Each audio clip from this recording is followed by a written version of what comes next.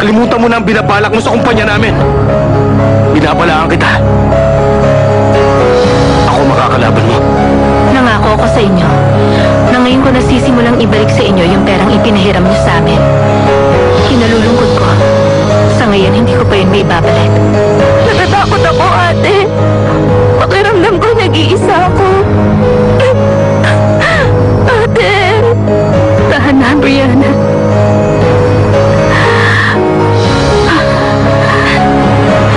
Huwag ka nang umiyak. Ipapaalam namin na simula bukas, hindi na kami papasok. Hindi na namin kaya magtrabaho dahil sa ugali mo. Ibigay mo yung pera next month. O kung gusto mo, kawain na rin na lang ang ibigay mo.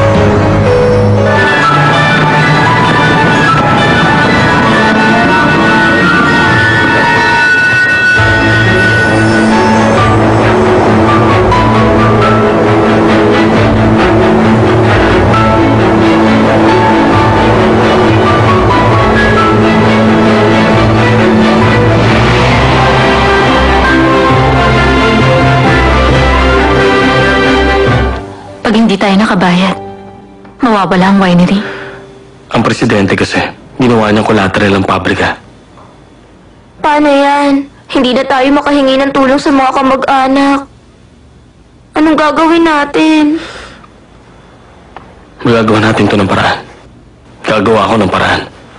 Bakit ikaw? Anong kinalaman mo dito? Anong sabi mo? Kailangan mo bang sabihin yun?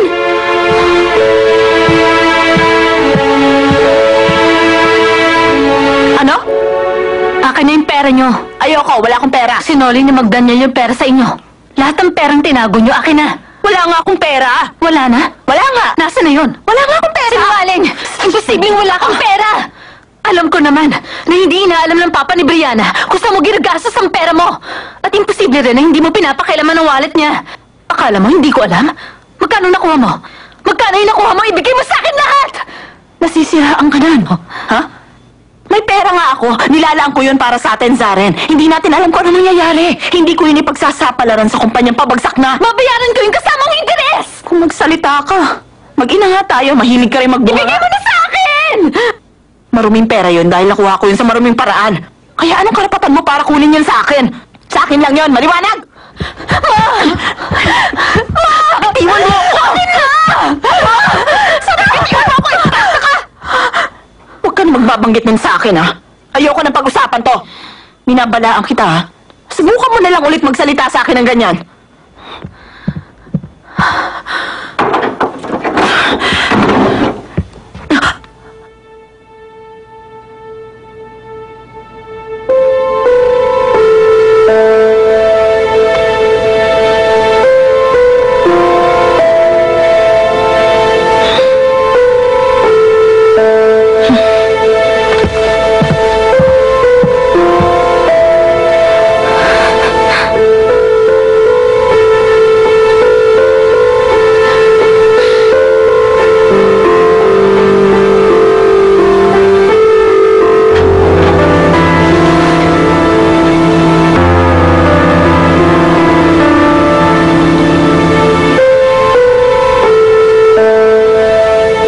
Niya ba yun? Talaga bang ganon si Mama? Hindi naman yun totoo. Malamang nagkamali lang ako ng dinig.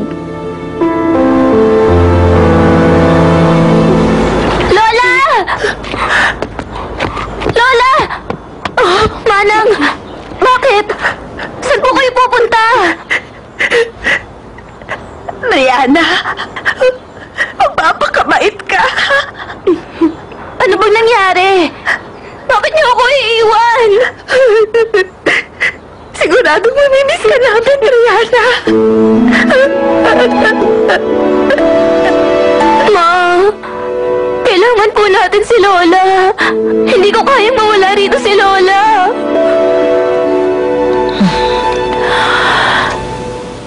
Sumama ka sa lola mo. Umalis ka dyan kung iiyak ka lang. Ma! Hindi ko alam kung bakit naging ganito ang trato niya sa akin. Bigla kayong nagbago. Tigilan mo na yung kada drama. Hanggang ngayon para pa rin prinsesa ang buhay mo. Dapat matuwa ka na nun. Ma! Tumigil ka na! Umalis ka na rito!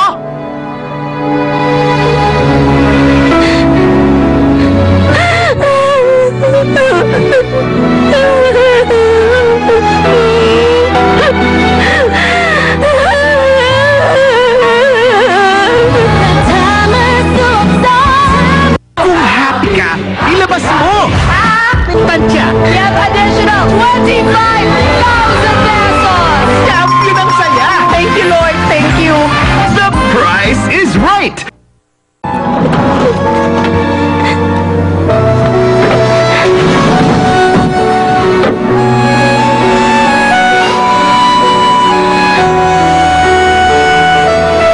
Si Lola at si Mana, pinabalik ko.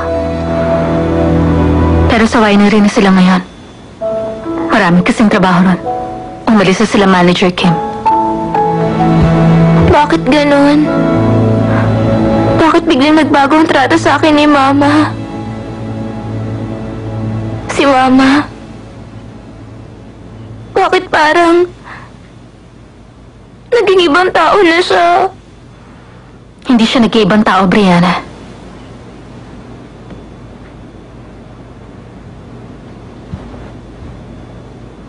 Si Mama, ganun ang ugali niya dati pa.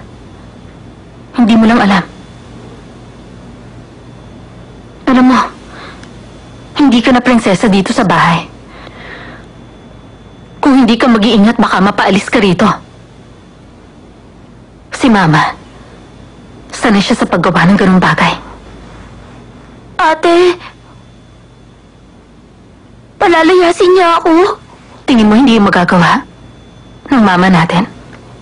Pero, bakit?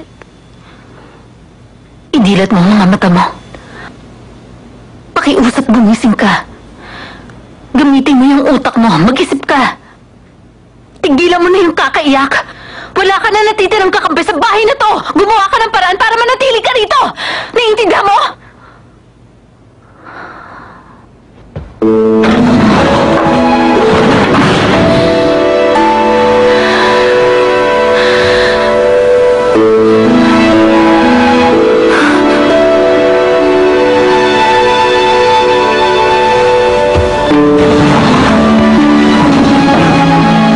Tumayo ka.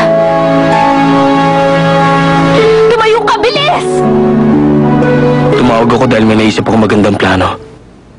Binabalak ko ibenta sa stock market ang shares ko sa Hong Corporation. Ano? Ibibenta ko yon para meron akong pambayad sa inyo. Ano sa tingin niyo? Sira na ang ulo mo.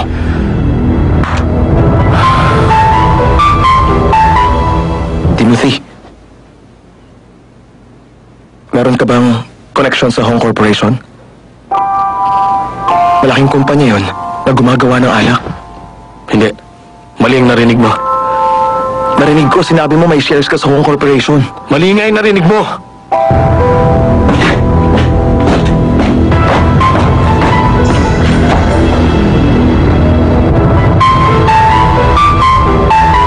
Gusto kong tikman mo to.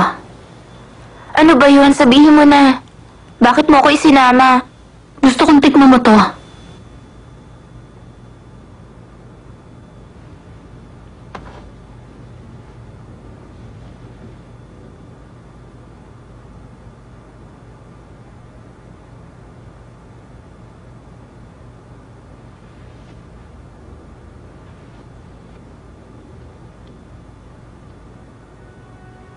Anong lasa? Ano? Kanina yan. Siyempre kay Papa. Kanino pa? Sigurado ka? Ano ba kasing ginagawa mo? Sigurado ka? Sigurado kang kay pa... Alak to ng papa mo. Sigurado ka? Ano ba kasi itong kalokohan ginagawa mo? Ako ang gumawa nun.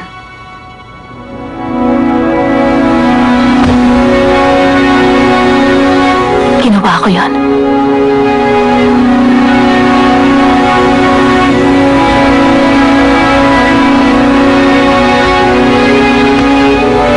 Kung ganon,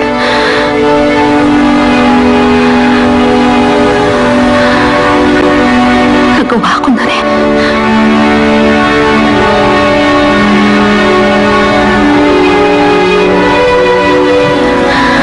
Akala ko hindi ko kaya.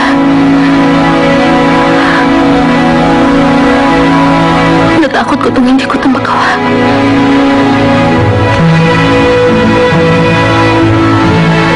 Ibig sabihin, ikaw ang gumawa nun? Talaga bang ikaw ang gumawa ng alak? Tinatanong kita, talaga bang ikaw ang gumawa nun?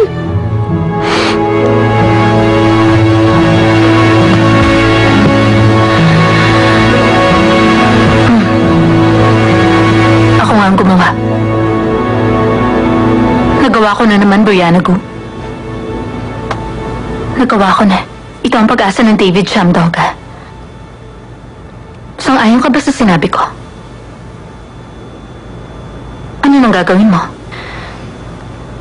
Napakalaki ng maiaambag ko sa kumpanya. Ano naman ang gagawin mo ngayon? Sa nangyaring to, posible mapasakin na ang lahat, Brianna Gu. Ayos lang ba yun sa'yo?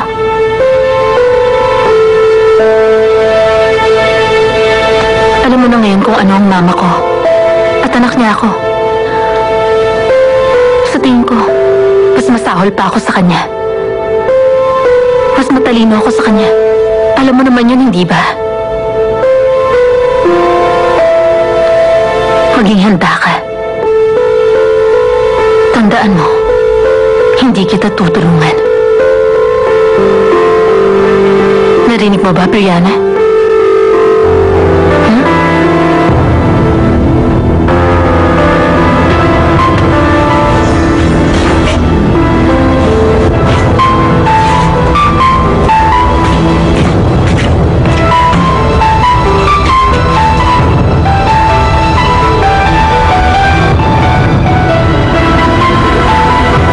Magkaiba ang kanilang prinsipyo.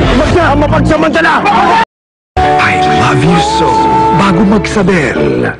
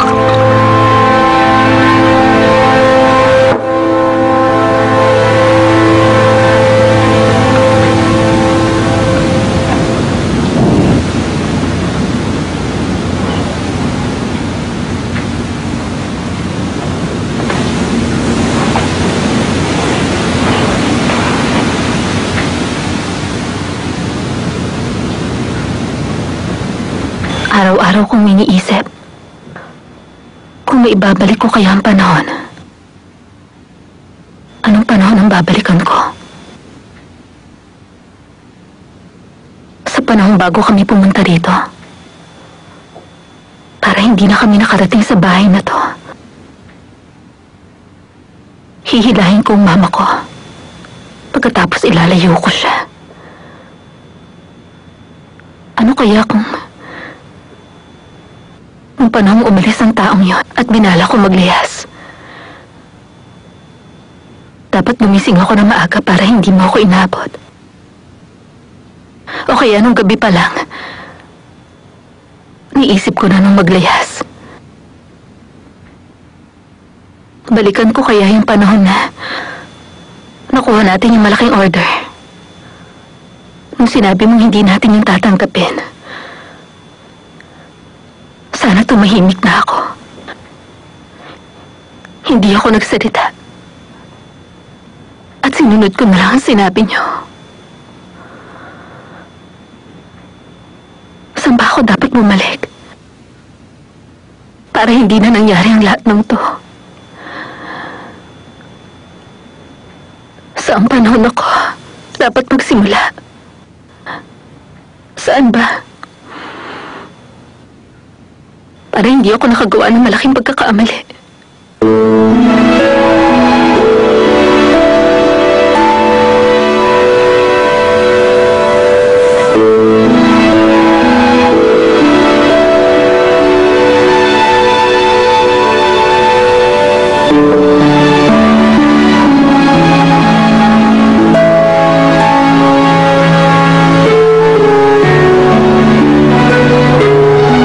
Inumin niyo po.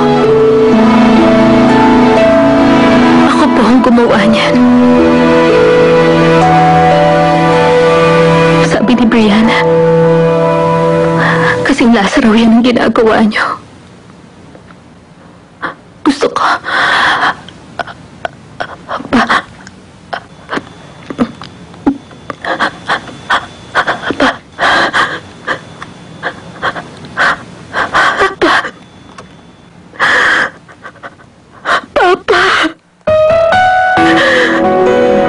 Gusto kong purihin niyo ako. Patawarin niyo ako. Patawarin niyo po ako, Papa. Nagkamali po ako. Patawarin mo sana ako, Papa. Papa! Nagkamali ako! Ano bang ginawa mo sa mga empleyado at gano'n na lang ang galit niya? Hindi na siya babalik. Hindi na raw. Yung gusto mo maging malambing ako. Hindi ako mangangako. Kasi, hindi ko alam kung paano yun. Pero yung pakikipaglaban sa'yo, sige, iiwasan ko na.